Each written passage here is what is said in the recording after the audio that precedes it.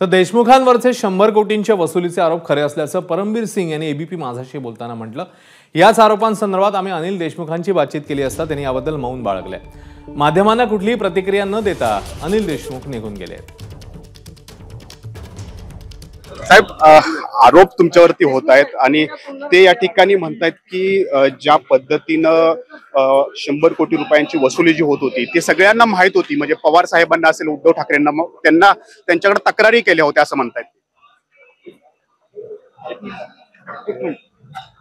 साहेब, तुमचे चिरंजीव सलीम यांच्यावरती सुद्धा आरोप या ठिकाणी केलेले आहेत। ते हॉटेलमध्ये बसून डीलिंग करायचे असंही म्हणतात।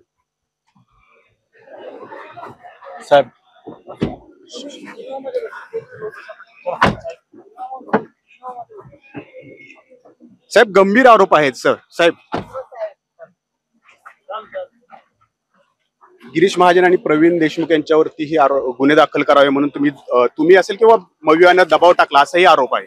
दिलीप वळसे पाटलांच्या सुशांत सिंग यांच्याबद्दल ही आरोप केलेले आहेत, त्यावेळेला बॉलिवूडच्या कलाकारांवरती आरोप करण्याच्या या ठिकाणी तर आपण बघतोय की अनिल देशमुख यांनी जी शिवस्वराज्य यात्रा या ठिकाणी सुरू आहे त्या अनुषंगाने भाष्य केलं। मात्र माजी पोलीस आयुक्त परमबीर सिंग यांनी जे काही आरोप केलेले आहेत ते सगळे प्रश्न एबीपी माझाने त्यांना विचारण्याचा प्रयत्न केला, परंतु त्यांनी त्यावरती मात्र मौन बाळगलेलं आहे। नाजिमुल्ला, एबीपी माझा, मंचर, पुणे। एबीपी माझा, उघडा डोळे बघा नीट।